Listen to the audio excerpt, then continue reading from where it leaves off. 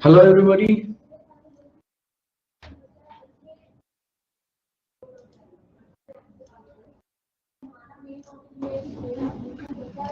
Hope all you would be good, doing good.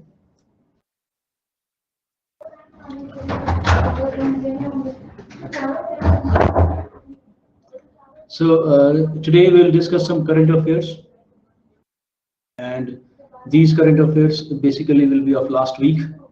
I'm audible?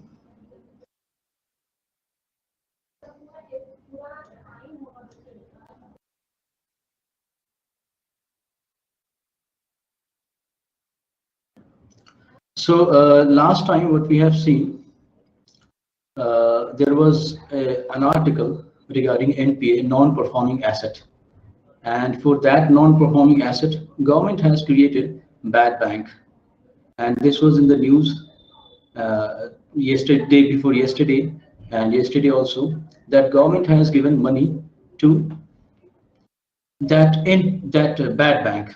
And now we'll understand what is NPA, what is bad bank, and why there was need of giving money to these bad banks by the government. We'll understand all these in this article, and with that, what has happened, or till now, what has happened, we'll look into that as well. So before going into these things, or going into these article, or these kind of economic, economic from perspective, we need to understand some basic concepts as well. So while reading, or while looking into this article, while looking into this development, in parallel to that, we will be understanding some basic concepts as well.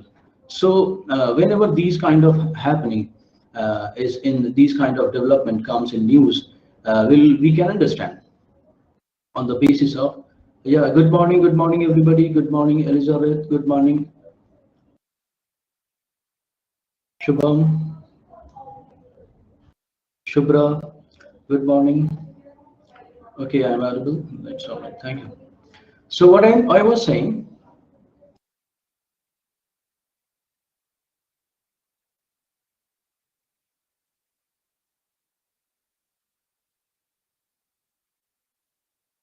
we'll be looking into this.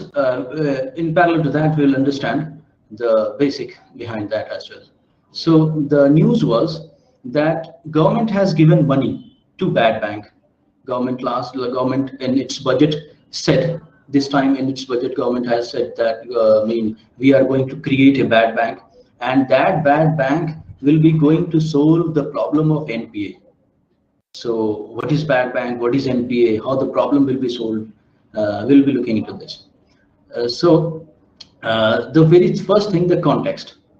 In what context the news was, this news or this development was in the news. The context was, commercial banks, especially the public sector banks, are facing huge problem of NPA. Due to this, balance sheet of these banks are not looking promising, and they are finding difficulties in furthering their banking business. The government for long trying to solve this problem and recapitalized these banks a few times earlier. Still, the problem of NPA has not gone off. This time, the government is creating a bad bank in the name of National Asset Reconstruction Company Limited. Whether this development or this action done by the government will solve the problem or not, we'll look into this. So first try to understand what is NPA, what is bad bank. First try to understand. Supposedly, any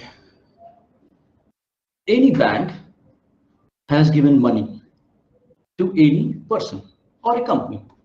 So supposedly a bank has given money to A.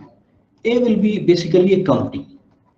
A will be basically a company, and there will be terms and condition of the bank that how this loan which was given by bank will be repaid back to the bank by the company A. So these are the terms and conditions. There will be many terms and conditions on the basis of which this A will be repaying the amount of loan to the bank. Mean A will be giving money back to the bank. Now supposedly A and those money, many times those money when will be given back to the bank will be given in the terms of equally EMI. You must be knowing EMI, equally monthly installments. So that company A, which is borrower, basically this is borrower. This borrower will be giving money to bank in terms of EMI, repaying, that is repayment of loan. Now, if the company A is not able to give the money back to bank for 90 days, nothing has been given to the bank in terms of repayment, 90 days. So after 90 days, these loans will be written as non-performing assets by the bank, or it has to be written as non-performing assets by the bank, because it is as per the RBI guidelines. So supposedly, now look into this, why it is called asset, why it is called non-performing asset, why it is called, loans will be called as asset in case of a bank's balance sheet. So here I am giving you an example of balance sheet of bank. You must be knowing balance sheet of a bank. In balance sheet, on the right side we write assets. Anybody will be writing asset. Balance sheet of bank, balance sheet of company, balance sheet of anybody. It will be like on right side of the balance sheet you need to write assets, and on left side, on left side you need to write assets. On right side of that balance sheet it will be written as liabilities. So balance sheet will be showing you all assets and all liabilities of any company or any bank or any business. So balance sheet will be having two things, asset and liabilities. Now what is liabilities? 1 second.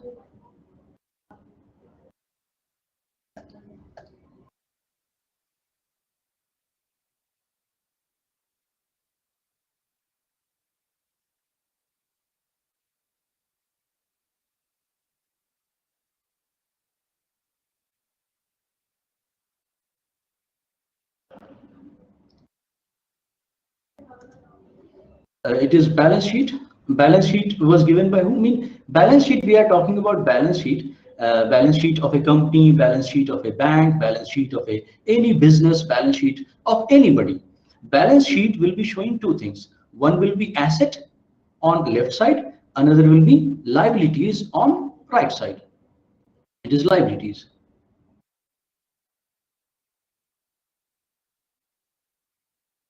Liabilities. So balance sheet, right, like this. Balance sheet will be having asset on one side and liabilities on other side. So now we'll look into this balance sheet. Now we'll look into this balance sheet with respect to bank. Twin balance sheet mean twin balance sheet. Yes, you are right. Twin balance sheet mean balance sheet of bank as well as balance sheet of company. Both balance sheet were having problems for last 4-5 years. Balance sheet of bank and balance sheet of company. All companies in our country were having problem. All companies were in our country were having problem. All banks in our country were having problem. So balance sheet of bank and balance sheet of company both will be both were termed as twin balance sheet. Twin balance sheet problem. We read it many times in the news. Twin balance sheet problem mean balance sheet of company as well as balance sheet of banks. Both are facing problem. Now what the problem is? How we look into the problem? Problem mean asset and liabilities. Supposedly I am here talking talking with respect to bank. So this balance sheet is of the bank. This balance sheet is of the bank. Let me do it in vertical line.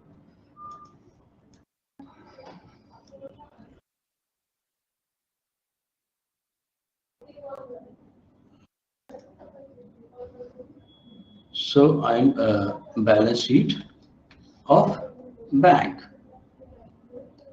On one side, on left side it is asset, on right side it is liabilities. Now what is asset? Supposedly a bank has given money to a company. Bank has given money to company, then company will be called as borrower. So supposedly a bank has given money as say 1 crore rupees to a company. So 1 crore loan which is given to the borrower. Here the borrower is a company. Say for example, a company has taken money from bank. So 1 crore which is given to that company, as I said earlier, say company A, say company A, bank has given bank has given loan to company A. It is liabilities, it is asset. So this 1 crore which is loan given by the bank to the company A will be written in asset side. This loan which is given by bank to the company is an asset of the bank, and whatever I'll come later regarding the liabilities, these assets on this 1 crore loan which is given by bank to that company A, the company will be getting some interest, and those interest will be kind of profit of the bank. So then when the company A is repaying the loan amount to the bank and as well as interest, then this loan will be said as performing. I mean this asset which was in the form of loan is performing. Now say for example, the company is not paying back interest or the principal amount to this bank, then this loan which is termed as asset in balance sheet will be not performing, or will be said as is not performing. So this 1 crore loan is not performing in case interest is not being paid by the company or principal amount is not being paid by the company. So this loan is an asset of the bank. This loan is an asset of the bank, and in case the company is not paying interest or principal amount to the bank, then this asset of 1 crore rupees will be said as non-performing asset.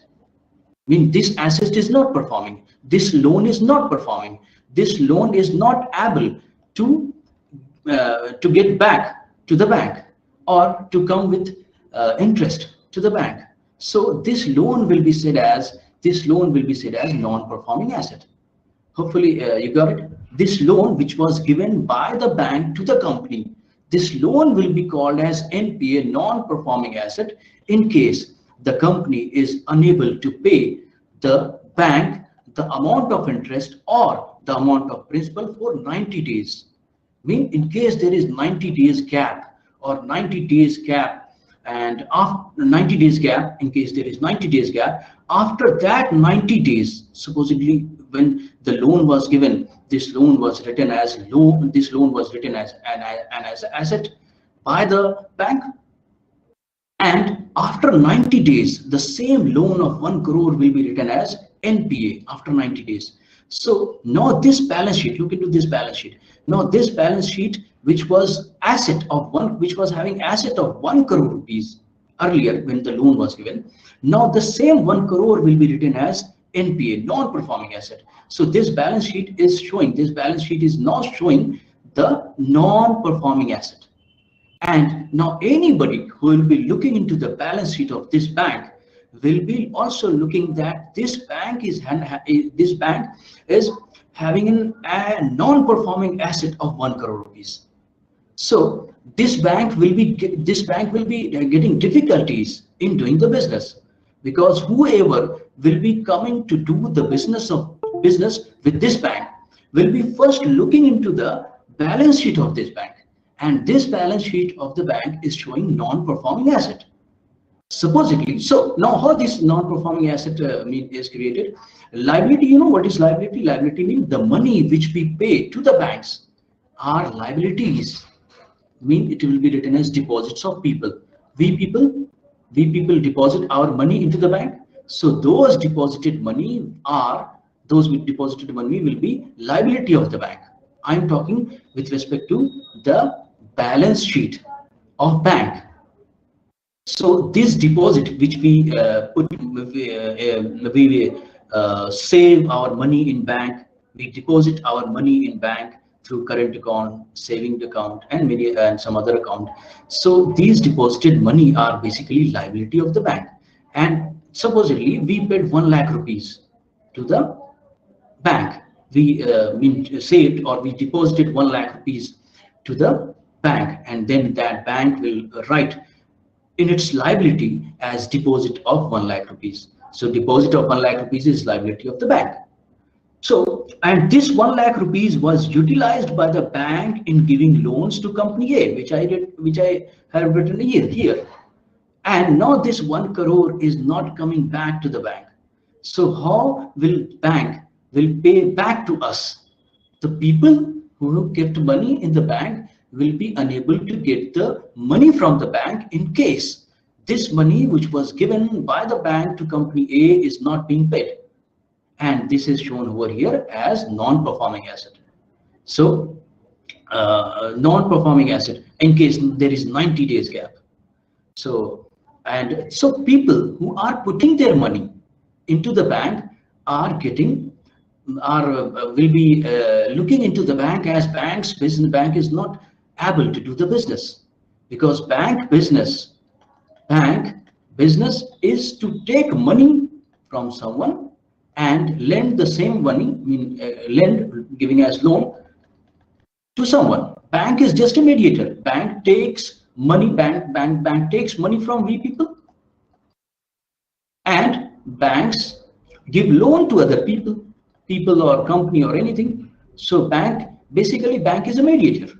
So when bank is not being when these amount is not being paid back to the bank, so when these amounts are not being paid back to the bank, then the bank will be also having difficulties in paying back to the people or from wherever it is getting the money. So these people will be having trust deficit in banks in case there is huge NPA, and bank will be then having difficulties in doing this business. Bank will be having difficulties in getting money from people and giving money to someone else. And out of these loans, many of the infrastructure building, many of the business, many of the investment, many of the economic activities are being run in our country or in any economy through this loan. So in case bank is gone, if people will not put money into the bank, then bank will be unable to give the loans. And when bank will be unable to give the loans, all economy is running through the loan, you must be knowing. All investment, all employment creation, all business, everything is in our country or any modern economy is going through this loan. And in case bank is gone, bank's business is gone, then this loan is gone, then economy is gone. Got the point? So bank is very important in mobilizing the money from people to the economy, to run the economy. Bank is very important. And who regulates the bank? RBI regulates the bank. So it is the task of RBI as well to not let the bank go, in vain, because banks are having money of people. People are saving their money into the banks on the basis of trust, and these trusts are to be kept by RBI. Got the point? RBI regulates the bank. So this is how the whole system is running, and this is the big picture. So in case bank is gone due to huge NPA, the whole economy will be gone. We will be having difficulties in running the economy. But the assets by company will anyway have to pay after 90 days, right, sir? Yeah, so see, 90 days have to pay in case company, Elizabeth is asking something, but the assets by company will anyway have to pay after 90 days, right? So what is over here that supposedly companies are not able to pay after 90 days. So those will be written as NPA, and now banks will be doing many action. Bank will be taking actions, or bank will be again renegotiating with the defaulted company, that okay, if you cannot give 10%, for example, the agreement was regarding 10%. The agreement was regarding 10% interest. Okay, if you are not able to pay 10% interest, pay just 7%, but they pay back for sure. This is called renegotiation kind of thing, or restructuring. It is called restructuring. For example, the loan was given for 5 years. In 5 years, the company was about to pay back to the bank. In the same way, if the company is not able to pay back in 5 years, then the bank will be saying like, okay, if you cannot pay for, if you cannot pay for in 5 years, pay in 8 years. So bank is basically renegotiating or restructuring. It will be called as restructuring the loans. You must have heard restructuring of assets. This is called restructuring of asset. I mean, 10% interest is kept as 7%. Okay, if you're not able to give 10% interest, give 7% interest, but give for sure. If you're not able to give 80, if you're not able to pay in 5 years, then keep it as 8 years. Okay, you can pay in 8 years, but give it back to me for sure. This is what the banks are saying. Banks should be saying while restructuring the loan. Restructuring the loan is not being paid back to the bank by the company. Then this then the bank will be kind of giving reliefs, to the company, that okay, if you cannot pay 10%, pay 7%. If you cannot pay in 5 years, pay in 8 years. This is kind of relief. So these reliefs will be given by the banks to the company, to the defaulter, to the borrower, in case the company is become defaulted, company is cannot pay. So you got it? Okay, very good. So what I was saying, restructuring, you got it? So this was the big picture I was talking about, how the banks are very important for the economy. And what is NPA? If NPA is increasing, mean people are not having trust on bank. And in case people are not having trust on bank, then it will be difficult for this bank to run its business. And when the bank business is gone, then the loan kind of thing, or mobilization of money from people to this investment. This is investment. Mobilization of people saving into the investment, into the job creation, into the making of infrastructure, into the making of goods and services, into the making of capital goods, into the making of many other items. This is the mobilization of money from here to here, from here to here, and this is done by the bank. Mobilization of savings, this is savings, people saving. Mobilization of savings into investment, this is investment. Because when I will take the loan from the bank, I will invest it. And when I will be investing, then I will be creating infrastructure, I'll be creating business, I'll be producing goods and services. So this is how the economy runs. So what I was saying, our story is the bank's NPA is increasing. So if bank's NPA is very much high, then it will be difficult for people to, or for our economy to run. So who is going to solve this problem? Obviously, whoever is controlling the economy, or whoever is responsible to control the economy, or to run the economy smoothly, very smoothly. For if the very first is RBI, another is Government of India, Ministry of Finance, Government of India. They will be responsible. They are responsible to run our economy, so that everybody in our economy would be having are getting benefits from our economy, are having jobs, are having many other things. So it is the responsibility of RBI as well as Government of India, and that's why out of this responsibility, RBI regulates the banks. RBI, this is bank. RBI regulates the banks. So and now see, the Government of India, the responsibility of now you got the point. The Government of India is responsible to save the banks. The RBI is responsible to save the bank. But so this time the Government of India came forward, because all these. Let me move into the next page so that I can read. Right. You'll be getting, everybody is getting. Hi. Listen carefully. Listen to me very carefully, so that I'll be okay. Very nice. Listen very carefully, because many of the words, many of the terms you'll be listening, because the economy is all about connectivity. Okay, very nice. So So what I said that it is the responsibility of the government of India and RBI to save our banks.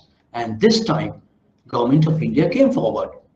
And you know PSB, there are two kind of banks, PSB and there are basically we say commercial banks. Commercial banks are private banks as well as public sector banks. Public sector banks mean public, public mean government. It is government bank. So when I say public sector bank or I will write PSB, the owner of the PSB is Government of India, Ministry of Finance, bank division. There is bank division in Ministry of Finance, which is kind of honor of all government banks. Ministry of Finance means Ministry of Finance is obviously the Government of India. So who will save these PSBs in case these PSBs are having huge NPA? So obviously the owner will save. Who is the owner of PSBs? Yes, very good. Owner of the PSBs is PSB. PSB is owner of the PSBs is Government of Bank Division, Government Ministry of Finance, which comes under Government of India. So I will say Government of India. So in case the balance sheet of the bank is not good, so what I was saying. So Government of India, now this time Government of India has given 3,000 crore, 3,600 crore. One second. 3,000. So I'll not go into the figures and all that. You can read it anywhere, but I'll make sure that you understand the figure as well.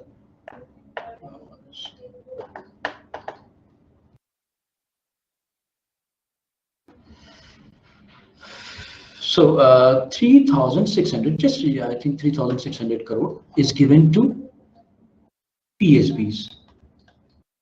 So Government of India has given 3,600 crore to PSB. Now you'll understand another interesting thing, which is largely, with many students, it is largely difficult to understand how these 3,600 crore is going to save the PSBs.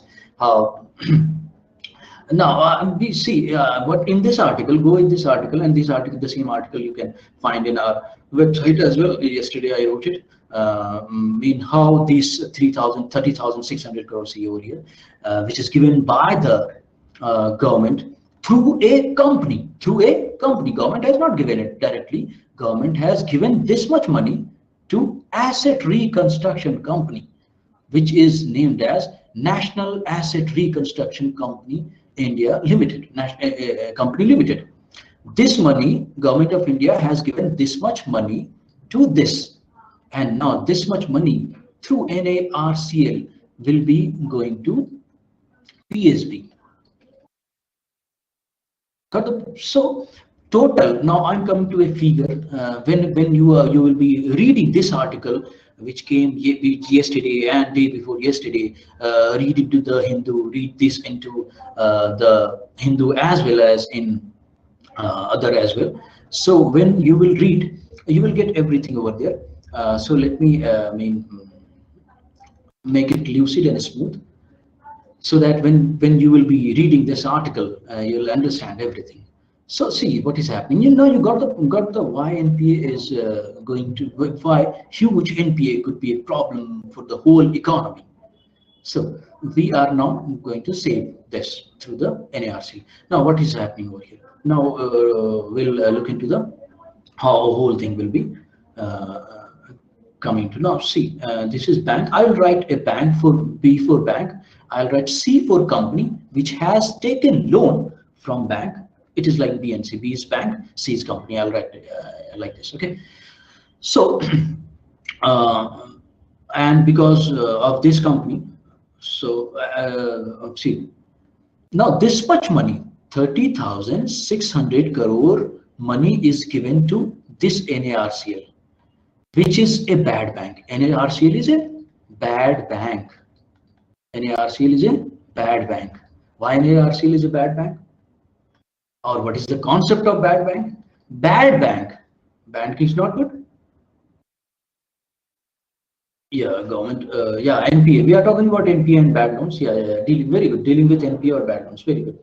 And bad banks dealing with NPA. So see, I should write like this. One second.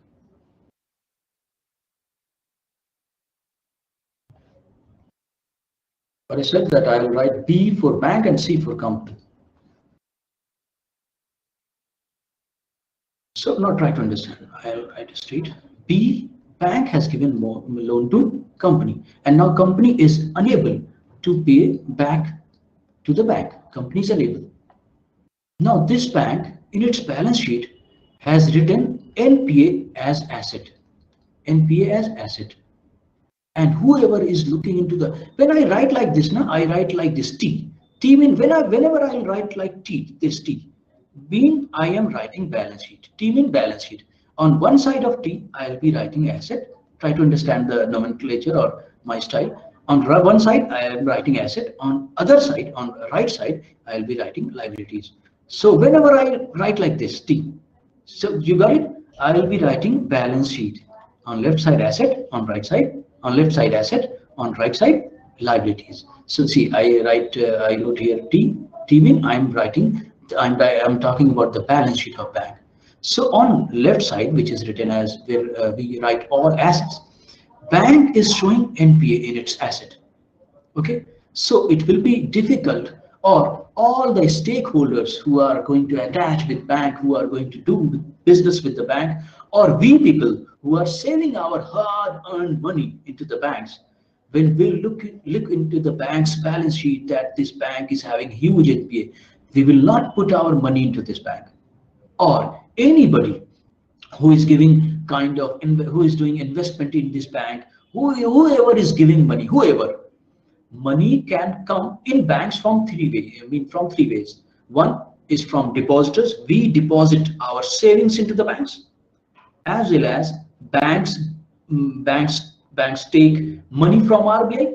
Banks take money from RBI, as well as banks take money from many investors. Bank also take loans. So there are many ways through which banks get the money. Got the point? So all those money. So what I was saying, so whoever is giving money to the bank, when they will see that this bank is huge NPA, then they will not give money to this bank. And then this bank will be having difficulties in giving loans, because ultimate business of the bank is taking money from someone and giving money to someone. So bank will be unable to do the business in case people are not giving money to the bank, because they are looking that this bank is having huge NPA. Now, what is happening with this 30,000 crore? Now there is a concept of bad bank. I wrote here bad bank, or I will write BB. BB in bad bank. Okay, bad bank. Now bad bank. What this is balance sheet. Correct one. So bad bank, or I can go like this. 1 second. It is little in case you are having. Bear with me a little. System now, sometimes not working, sometimes working. So what I was saying, this bad bank, which is any RCL over here, this bad bank will give money to this bank, and this NPA will be purchased by bad bank. Bad bank will purchase the NPA of bank. Now NPA will be gone into the hand of bad bank. Now bad bank in its balance sheet will write NPA. This NPA is not come. This NPA has not come over here. And what has gone to the bank? Money. It is very interesting. What does see? I wrote the T thing over here. T thing came here. So earlier bank's balance sheet was showing NPA. Now this NPA is sold to the bad bank, or this NPA, non-performing asset, will be now shown into the asset of bad bank. So, and bad bank in return will give money to the bank. So who got the money? Bank got the money.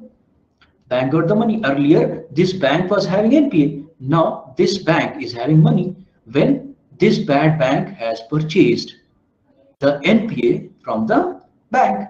Now see what will happen further. Now this bad bank will be responsible to get money from the company. Who was the defaulter? Who was the defaulter?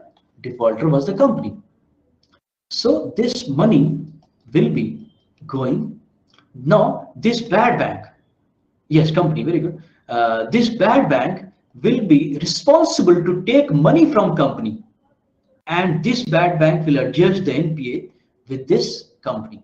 Now it is not the kind of sardardi, sardardi. It is not kind of headache of the bank to take money from the company. Bank got the money from bad bank. Now all the asset of the bad bank is bad, is not good. This NPA is not good. No, all the asset of the bad bank is not good, is not performing, is worst kind. That's why its name is bad bank, because it is dealing with the bad assets. Why bad bank will purchase the NPA from banks? Yes, very good. Because supposedly the NPA was of 1 lakh rupees. NPA was of 1 lakh rupees. And this 1 lakh rupees will be, out of this 1 lakh rupees, 90,000 will be paid by bad bank. So this bank will got only 90,000 rupees, for example, only 90,000 rupees from bad bank, and the loan NPA which is sold to the bad bank is of 1 lakh rupees. Now this NPA, when it will be settled down with this company will be giving 1 lakh rupees to this bad bank. Got the point? So bad bank now got the profit of bad bank. Bad bank paid 90,000. Got the money 1 lakh rupees. So bad bank is also having profit of 10,000 rupees. Got it? Kanchi, you got it?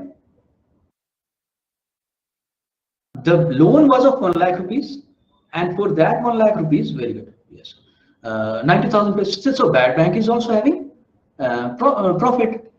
And this bad bank is also called as asset reconstruction company. This bad bank is also called as asset reconstruction company. See what happened over here. These assets of the bank are being reconstructed by this bad bank. That's why this is called as asset reconstruction company also. And in this case, the yesterday's news, the asset reconstruction company is National RCL. This bad bank or this asset reconstruction company is National Asset Reconstruction Company Limited, which is the government company, government asset reconstruction company. So National Asset Reconstruction Company Limited. It is NARCL. Got the point, everybody? Yes, very good. NARCL, very good. You people are listening, very good. So what I was saying, see, this is a huge topic. Now, many things are to be covered. So it is time taking. I want whatever we are discussing, you should. Yeah, there is IDRC. Very good. There was mention of IDRC also. See, what is NARCL? Both are asset reconstruction company. NARCL is of the government. Government will be the owner. And IDRC, in case of IDRC, it will be of private. Basically, it is said like this. Yeah. It is having a private as well as government will be also some stake.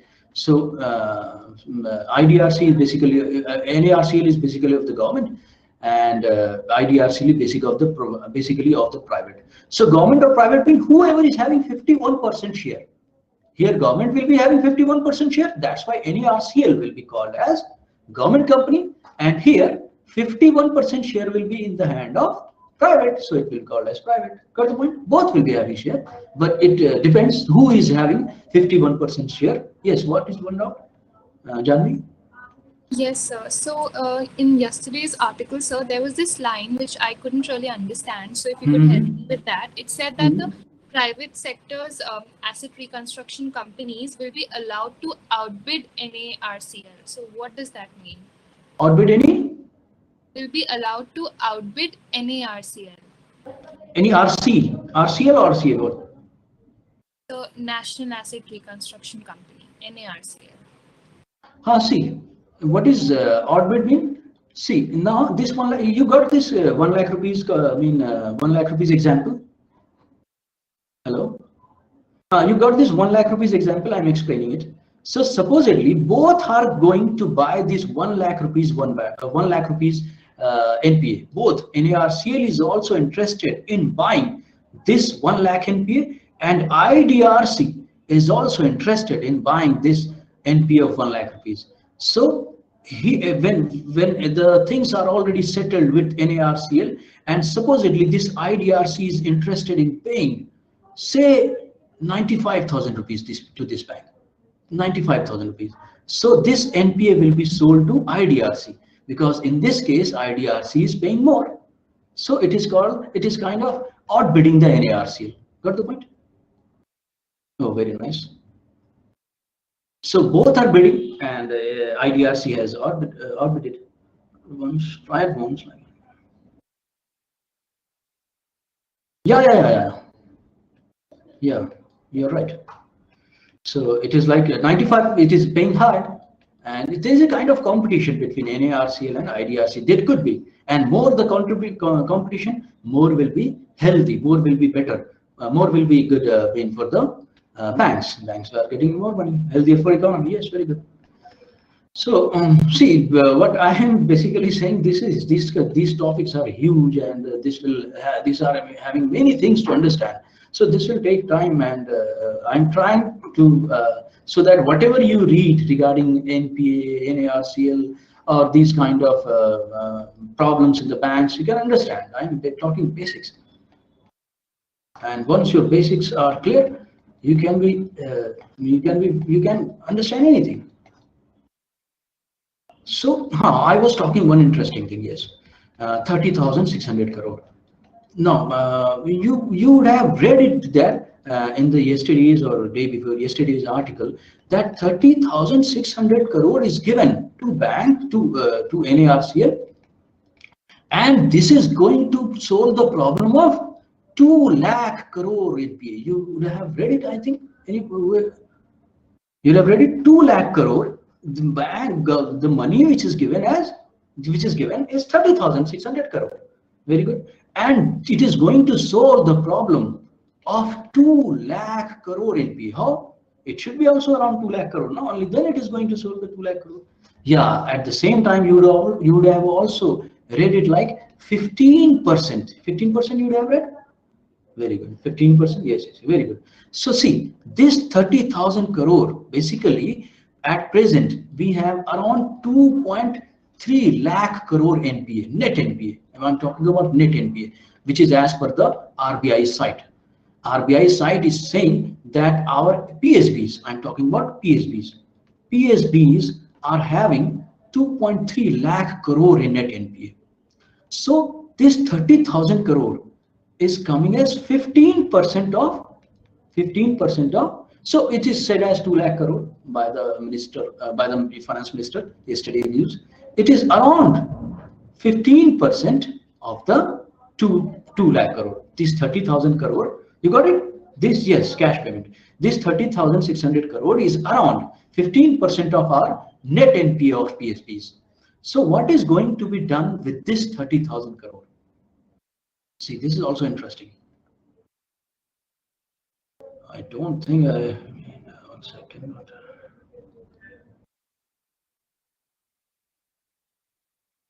So I need to write. 1 second. Bear it with me, please. So what I was saying, this is bank, and no, the settlement is being done between bank and NARCL. Bank and NARCL. NARCL, it is having around, say it is 100, say it is 100 of NPA. 100 of NPA. I wrote it in the same fashion in my article, which is shown over here, and I'm just explaining that. Bank NPA is 100, NPA of the bank is 100, and NARCL is going to buy this. NARCL is having money as 15, because NARCL is given 30,600 crore, which is coming as 15%. So supposedly NARCL is having money, how much money? 15. 1 second. 15. So how in the amount of 15 the NPA of 100 will be sold? This 100 is going to be bought by NARCL, and this 15 will be going into the hand of bank. bank will get 15 as cash, 15 as cash plus 85 receipt of 85 and cash of 15. Got the point? So out of this 15, out of this 15 in hand, NARCL is going to buy 100 NPA, 100 value of NPA from the bank. How? By giving a receipt of 85. What is receipt? This is security receipt. This in yesterday article you would have read security receipt. Okay, security receipt. 1 second. Oh, okay, yeah, very good. You all are reading very nice. People are very much studious. 1 second, it is little technical now, so we bear it. So 85, I'll write SR. SR means security receipt. So bank will be getting 15 as cash and 85. Now look into the balance sheet of bank. This is very interesting. Look into the balance sheet of bank. Bank earlier by writing NPA of 100 in their balance sheet. Oh.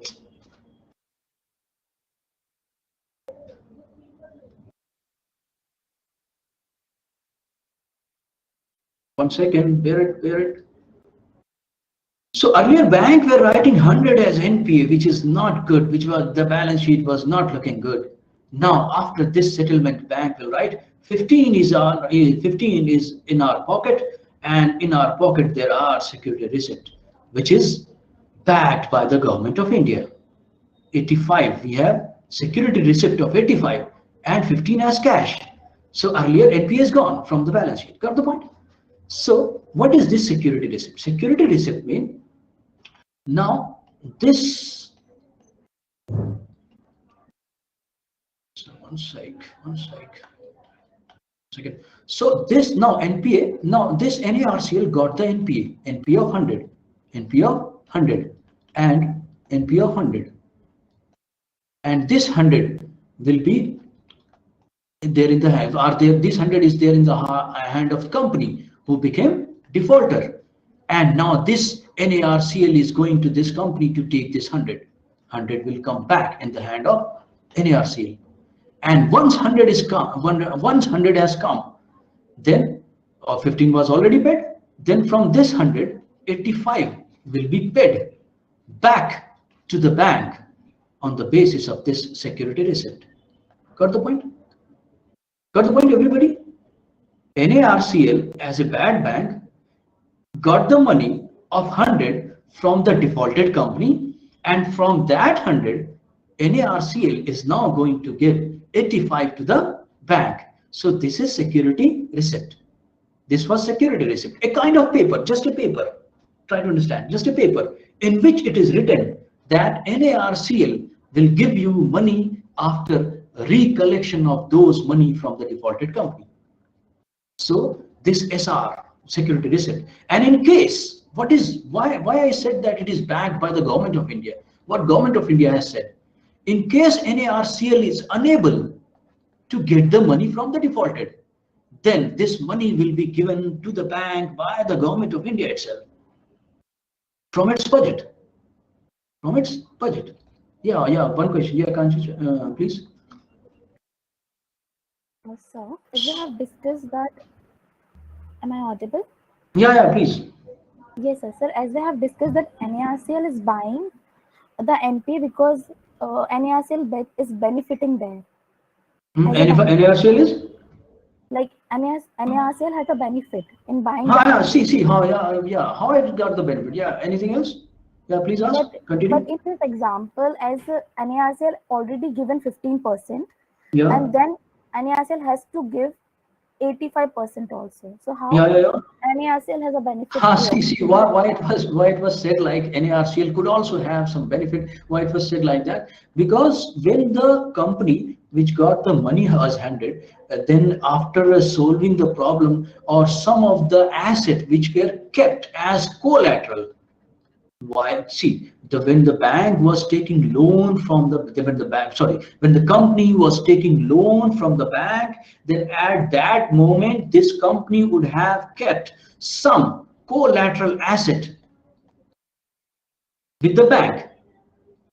Now, all those collateral assets which were kept with the bank while taking loans, now they came into the hand of NARCL. So if the company is not going to pay 100 as cash in the hand of NARCL, then this NARCL is going to sell these assets, and these assets with time may have increased value. This time, for example, land, property, or anything which was kept as a collateral, maybe those collateral assets after selling will be giving more money than 100. And how much collateral will be kept? If you are taking 100 as loan, then you will keep 100 collateral asset with the value of 100 only, not more than that. So collateral asset will be also, yeah, but can also decrease. Yes, you are right. This is what that can also decrease. In case it is decreased, then it is Government of India who will be going to bear the loss. And this is how the Government of India is said as are ensuring that the banks will be not having problem. So Government of India will bear the loss from its budget. So it is who is responsible ultimately? Who is going to who are the responsible? RBI and the Government of India.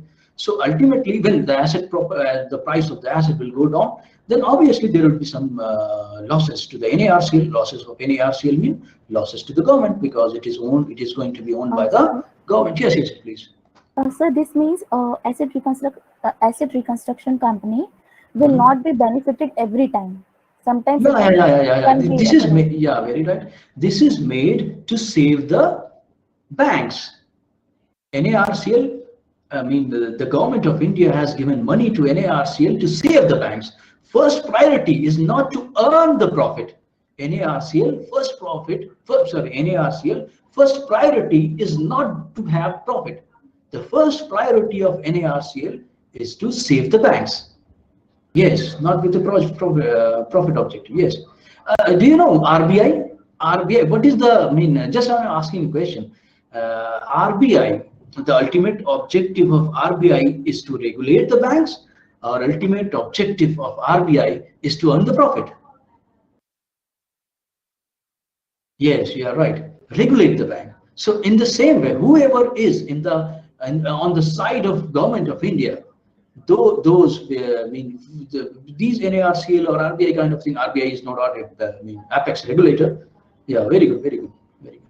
So see, it took already our whole time, NARCL and all that, NPA and the other. Can I come to next article for 5 minutes? Yeah, this was huge, no? Everybody is clear. Got clarity in yesterday's article. Yeah, no, but now it's clear. Very good.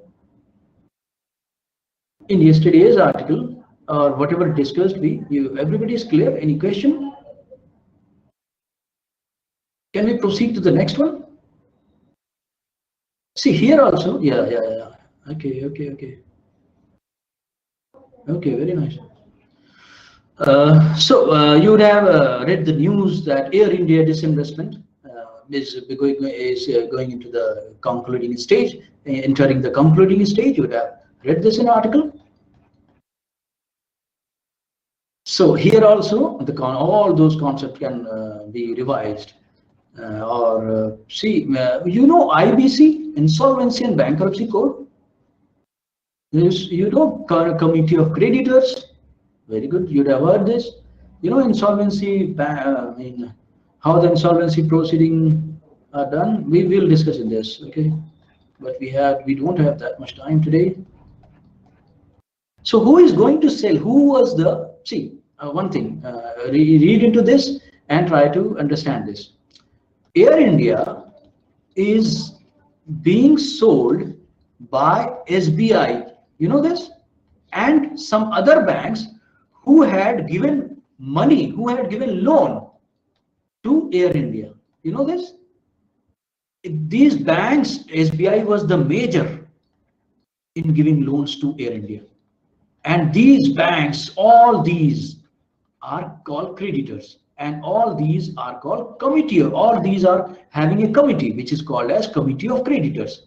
So in this committee of creditors, SBI, because SBI has given maximum money, the most of the money to Air India was given by SBI, and that's why SBI is the kind of head of the committee of creditors. So committee of creditors, in which SBI is, which is headed by SBI, is selling Air India. You know this?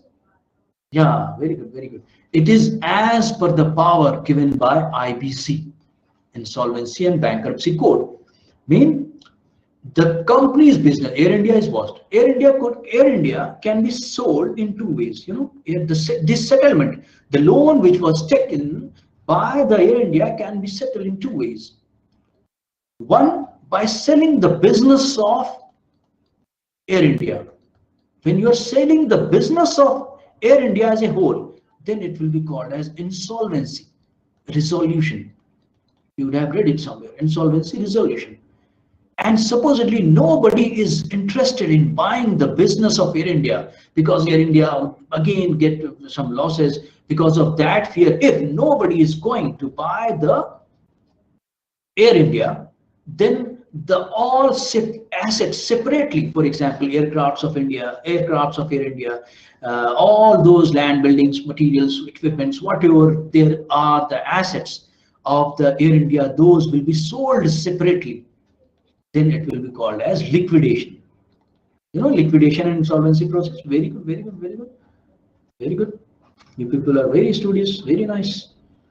So this business will the whole business will be sold to anybody. So supposedly who is going to buy this time? Who is going to buy? Chances are that Tata will buy Air India. Chances are like that. There are 2%, Tata and one other. So Tata, if earlier it was owned by the Tata itself, you must be knowing, JRD Tata started Air India. So Tata is going to buy Air India as a whole, as the business. Then it is called as it will be said as insolvency resolution. I mean, who became insolvent? Air India became insolvent, and we don't want the business of Air India to be closed. The business of Air India should be running. We don't want to close it, because if the business of Air India will be closed or will close, then many of the people will be, then the services which the Air India is giving, the all persons who are employed there will be losing their job. I mean, our business should always be running. We should always be running. Whoever is running this, earlier it was Air India was running, now Tata will be running this. Business should always be running. This is what the ultimate objective of the economy, whoever is running. So IBC is saying that if the owner of the Air India, that if you are not able to do the business, sell your business to Tata. This is what is said by IBC. So this is how we understand. We will understand in our next lecture as well. I'll try to include many other things, but it was huge today. That's why I could talk of this only. Our class is at 11:30 to 1, no? Yes, 11:30 to 1. We'll discuss this. Okay. So,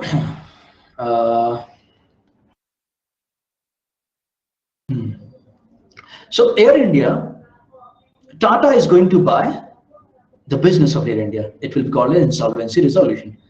Otherwise, if nobody, earlier, you know, last year also, government tried its best to sell Air India. Who owned the Air India? Government of India owned the Air India. So, what is IBC, Insolvency and Bankruptcy Code? I will talk a little about this as well. And first look into the news. Air India, what was the context of the news? Air India, the national carrier owned by Air India Limited, a government-owned company, was facing huge losses for long. See what I said? If you are not able, who is owner of the Air India? National. Why I wrote national? Because it is owned by Government of India. It is saying that Government of India is running the business of Air India, and Government of India is facing losses, mean unable to do the business. And that's why Government of India should sell the business of Air India to anybody else who can run this business of Air India in a better manner. So these losses were being absorbed by the government, and for that, funds were given to Air India out of the government budget. So who is going to pay? If the government companies are facing losses, those losses will be absorbed by budget. Budget, you know, budget mean whatever money. Budget mean all statements regarding 100 has come to in the hand of Government of India, and Government of India is going to spend 110. So 10 will be taken as loan. So whatever amount Government of India received, who is giving money to the Government of India? We people from our taxes, or non-tax revenue. Non-tax revenue. There are many from anywhere. This Government of India is are getting money. Those 110 out of this 100 is coming from tax revenue and non-tax revenue, and 10 is taken loan from the government, by the Government of India, and this is how Government of India is going to spend 110. This is called budget. You know what I said? All money which is coming in the hand of Government of India, all money which is coming in the hand of Government of India, all money which is coming in the hand of Government of India will be spent by the Government of India. The whole plan, this plan is called budget. Then this plan is made for 1 year. The whole plan, the whole kind of proceedings, 1 year. Okay, you must be knowing this.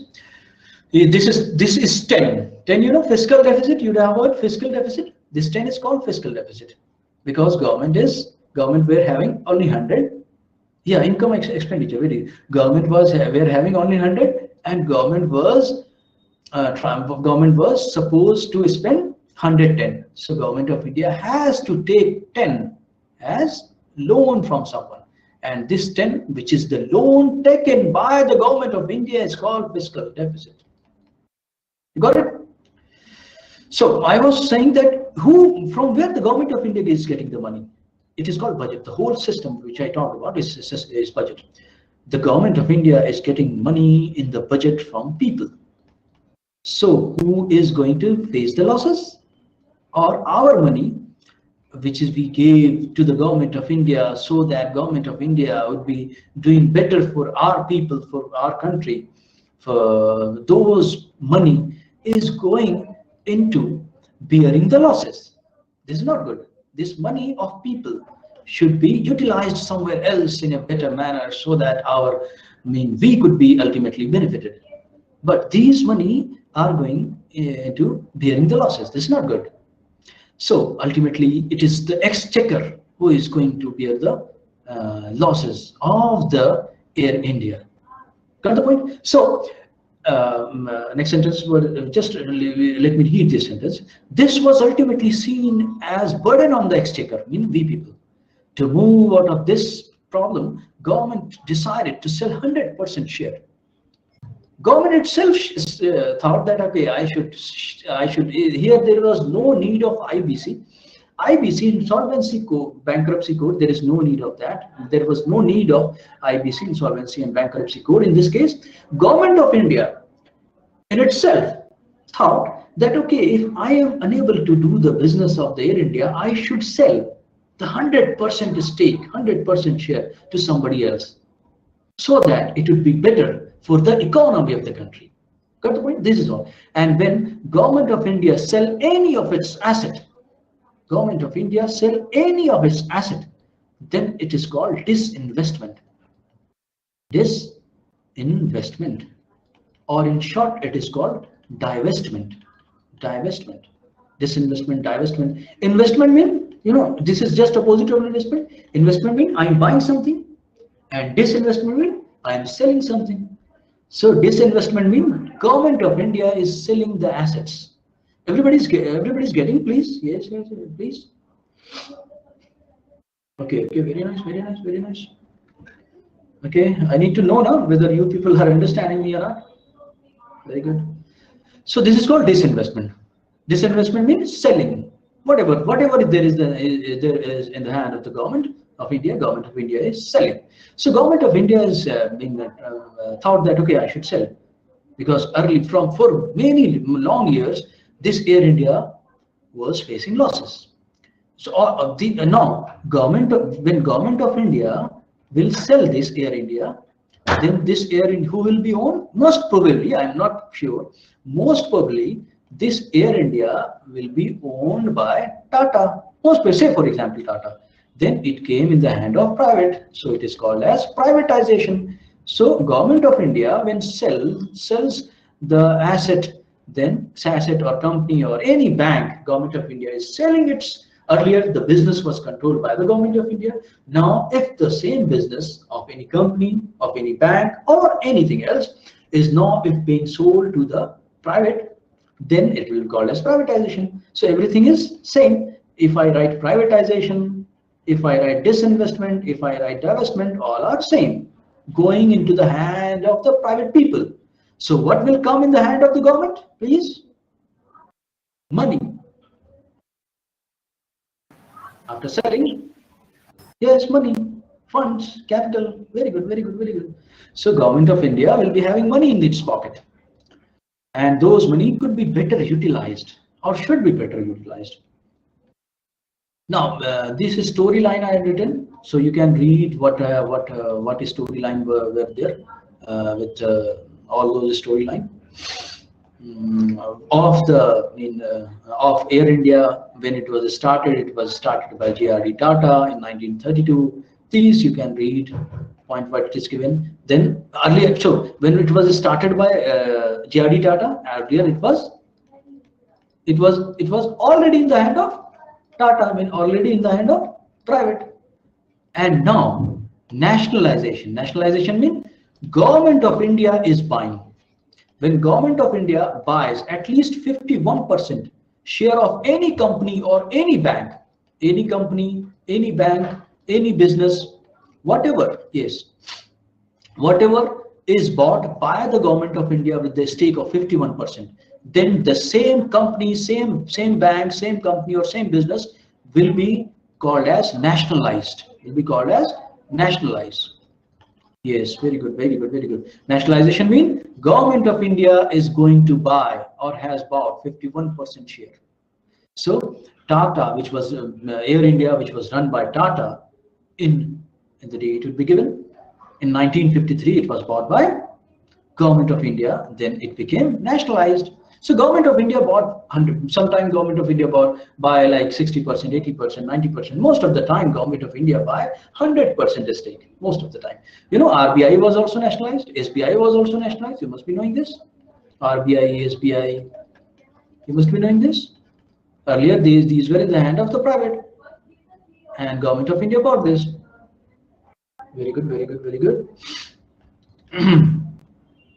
So. Yeah, very nice. So nationalization was done in 1973. Then these things you can read. I think there is no conceptual concept, or these are just development. You can go through this. These data you need not. Do you need to understand the whole process, how it was started? Because it was one of the major venture of the government of India, Air India. You know, one of the major venture.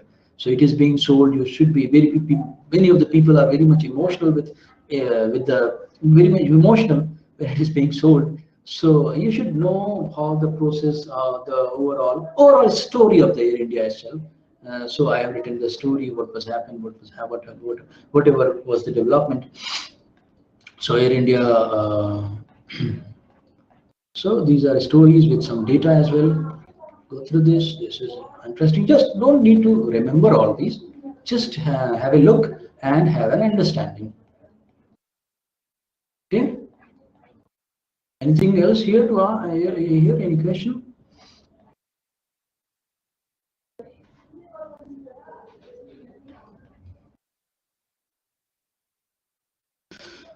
Okay, so I am proceeding to the next article.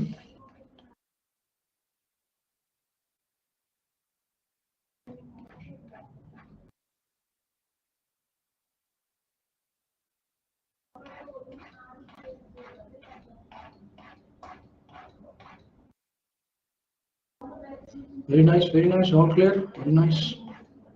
We come to the next. Fund starving telecom sector got relief on government use. You'd have read this article.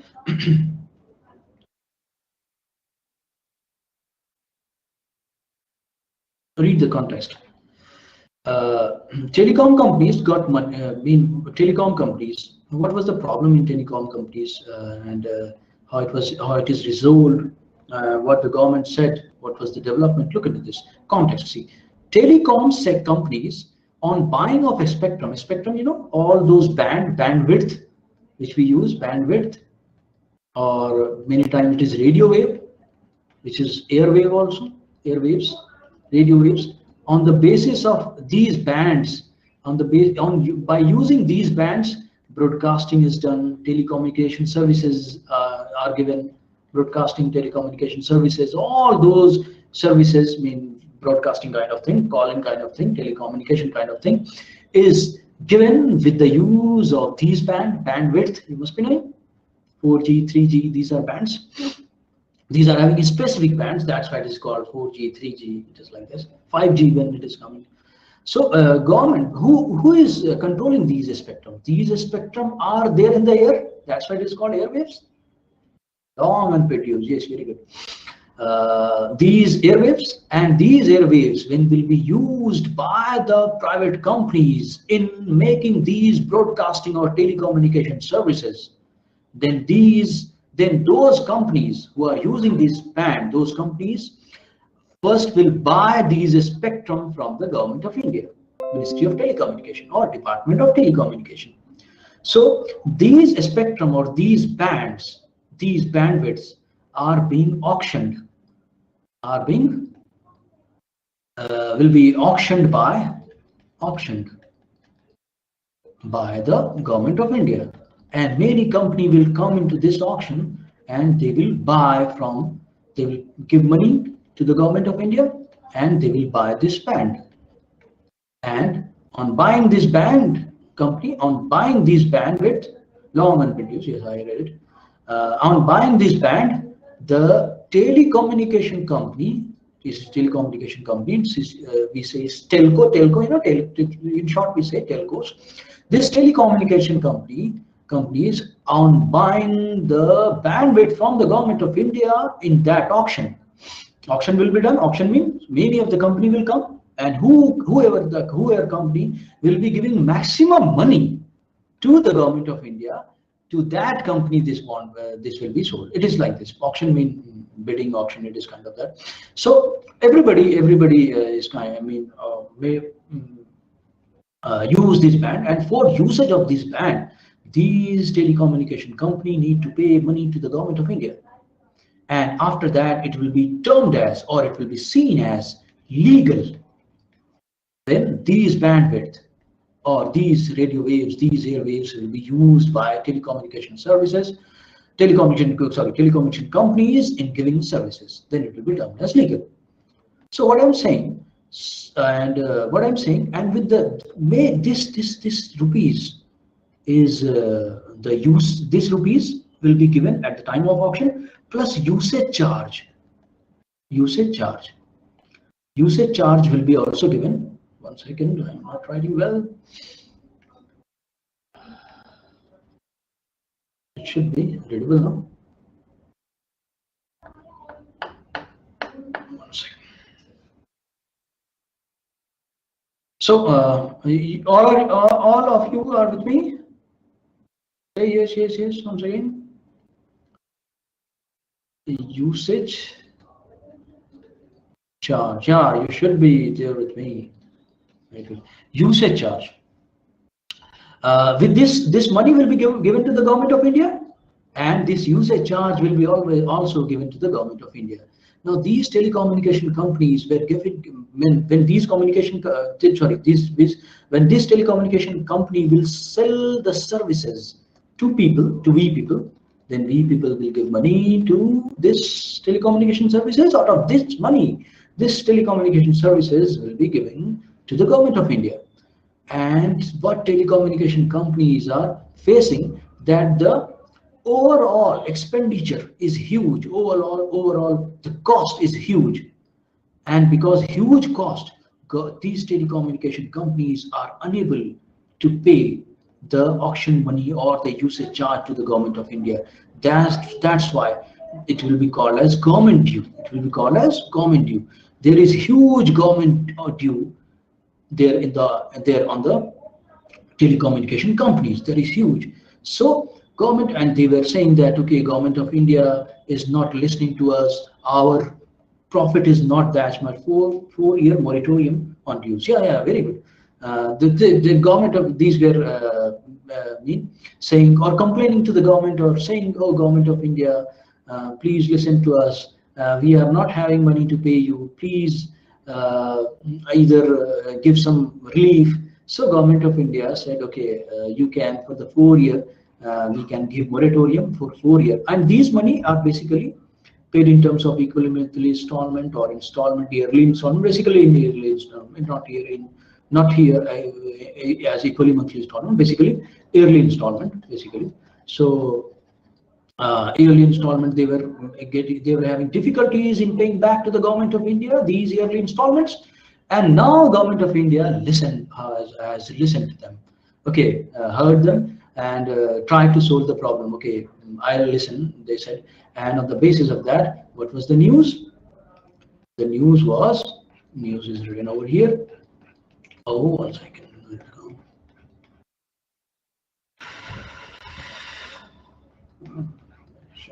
Sorry. The news was the cabinet on September 15 approved the reform proposal for telecom sector. The government has decided to provide a 4-year moratorium on payment of all dues on the pretext of September 1. Supreme Court also earlier said, okay, there should be some relief. Supreme Court didn't say of relief, but Supreme Court listened to them. Supreme Court decided on the basis of, decided the definition of adjusted. This was adjusted gross revenue. You would have read this adjusted gross revenue yesterday or day before yesterday. What is adjusted gross revenue? So I'll explain this as well. So Supreme Court of India said whatever adjusted gross revenue definition was defined by the government of India, that should be kept intact. This was said by the Supreme Court. Okay, first we'll understand what is this adjusted gross revenue. This is gross revenue. See, until now you understood that telcos. I write telcos. Okay, telcos is needing to give money to the government of India. You got it now? And telcos are getting money from telecommunication services and would also be getting money from other businesses. So, for example, they have kept their money into any bank. From there, they are getting interest. They have kept some land. They have kept some asset. On the basis of those assets, they are having profit. So they are having profit from otherwhere as well. They are getting revenue from here, and they are getting revenue from selling the telecommunication services also. So say R1 and R2. R1 and R2 are revenue of the telecom services. Got the point? What is R1 and R2? R1 is the revenue coming in. The revenue mean all the money. Revenue mean all the money which is coming in the hand of telcos, telecommunication companies, by providing services. These services could be of telecommunication services. These services could be of anything else. Telecommunication companies can sell other thing, can do other business as well. From all those businesses, all those selling of services, all those any kind of goods and services, this telecommunication company can have profit, can have revenue. So say revenue 1 is coming from selling the telecommunication services, and revenue 2 is coming from somewhere else.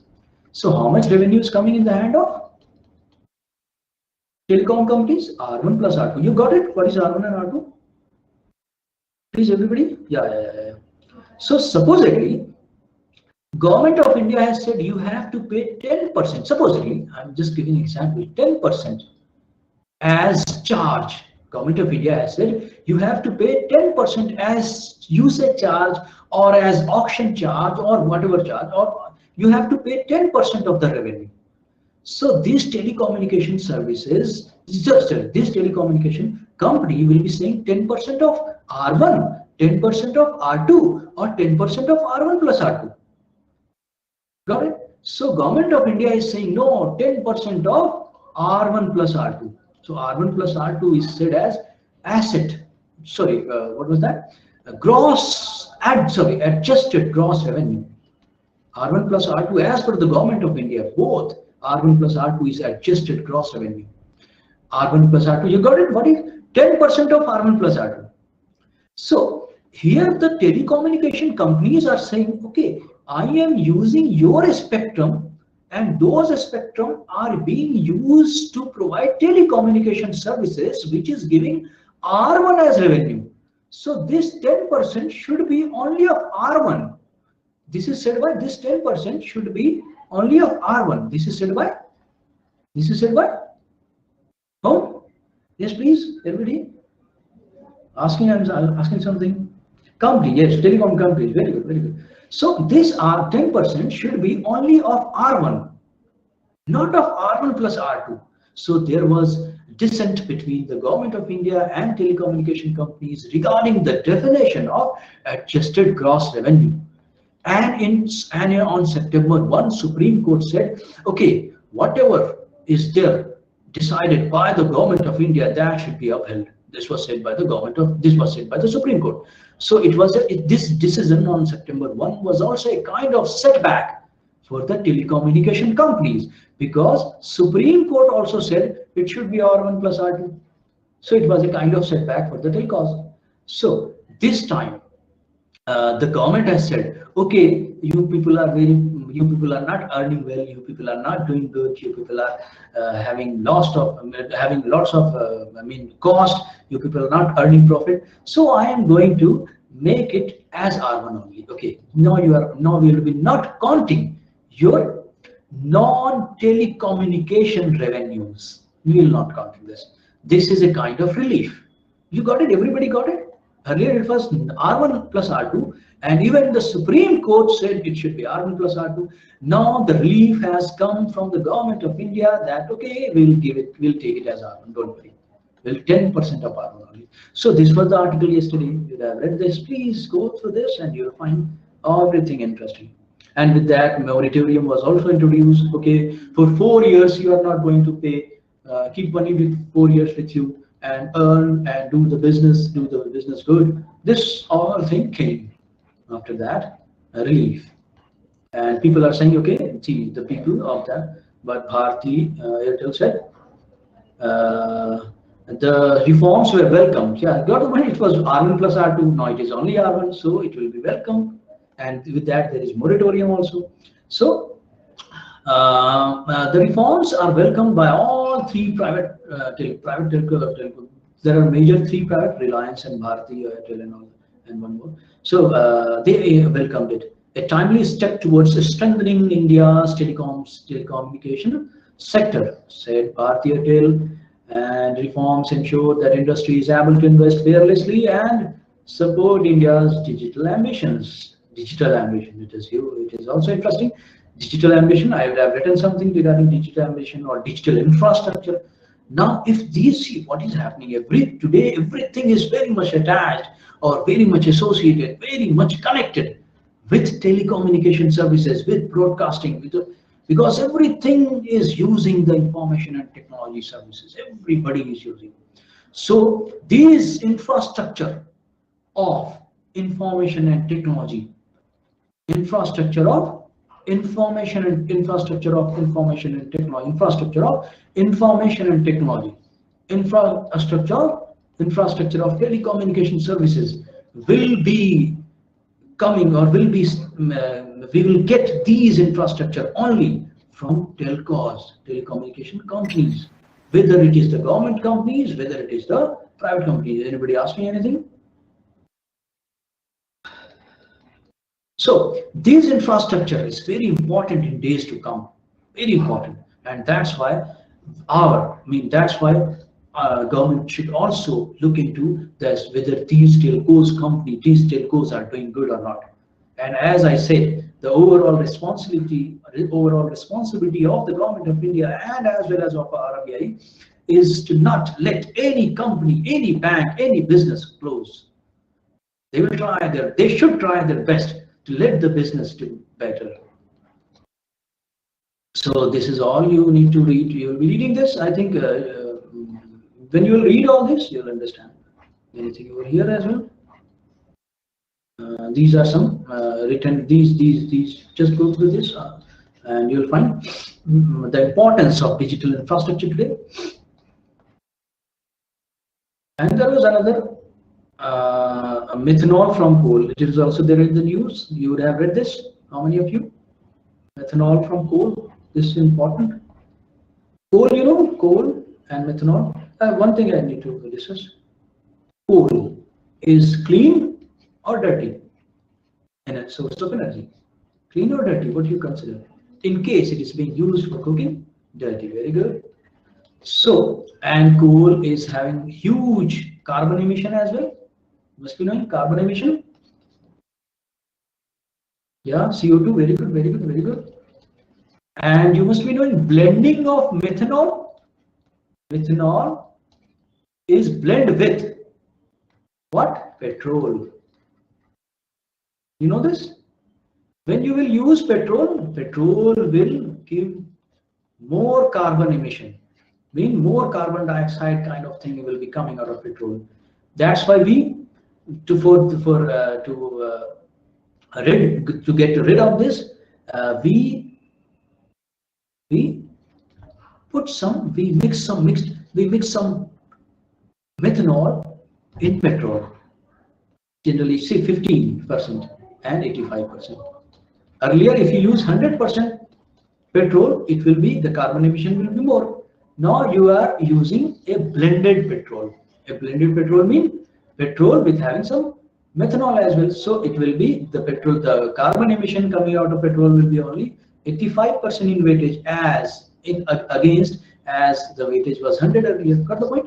So methanol is very much important in reducing the carbon emission, in reducing the climate change, in reducing the overall damage of the environment. Many damages or consequences of the damages of the environment we are seeing, and those can be controlled if you are using less volume of petrol by blending or by mixing methanol in it. This petrol is also called as gasoline.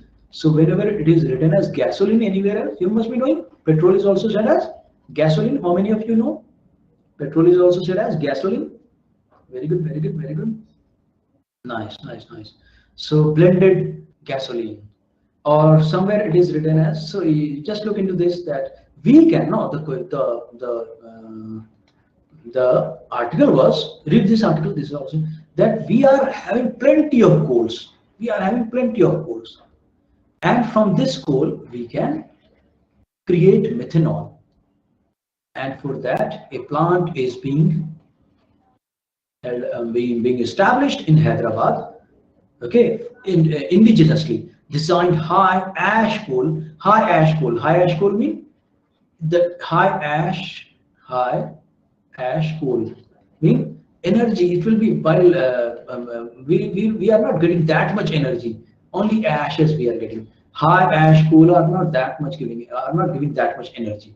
So from that, which is not considered as very good for in terms of getting energy, from that high ash coal we are going to make gas. We are going to make methanol, and those methanol will be used in mixing with petrol, and we'll get blended petrol. Got the point? And those will be important in reducing the carbon emission. So this is the whole story. So got the importance of this methanol production. So we are going to have this, and this is a diagram regarding, and we can also make that methanol from this manure, straw, and all that. We have a process like this, then we get methanol. You got this? It's very interesting. How many of you good in chemistry? CO2, CH2, H2S. Okay, yeah, interesting, very good. And chemistry, good in chemistry. Chemistry people, what is the main So tell me the methanol. I mean the chemical formula of methanol. No, sir. Chemical formula of methanol, please. Right. Anybody? Chemical formula of methanol.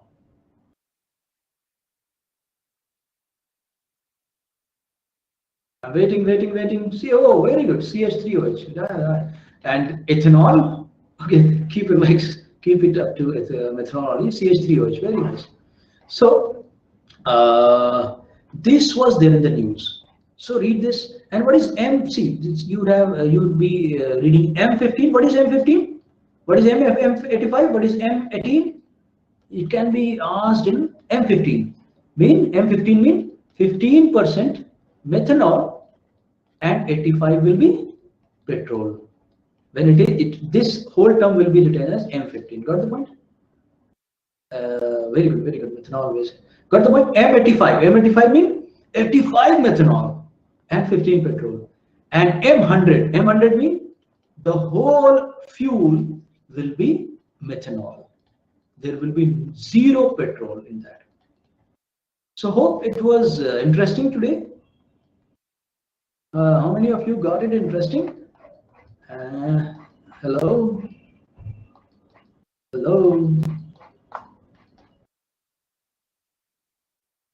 Oh, very nice. You need to one thing. Very nice. Thank you very much. Thank you, Kanchi. Thank you, CR. Thank you, Elizabeth. Thank you, Shubhra. It was wonderful that you people know it. Credit goes to you people as well, because you were listening very carefully, and while discussing economics or while discussing current affairs, many things are there. So you need to be very much careful, while listening to me. Okay, it was good. Should we wind up? It is 1 o'clock. Bye.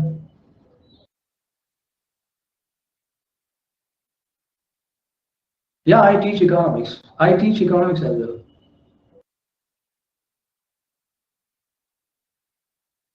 Yeah, what you were CR? What you were gonna ask? Okay. Nice. Yeah, economics. Yeah, I teach economics as well as some.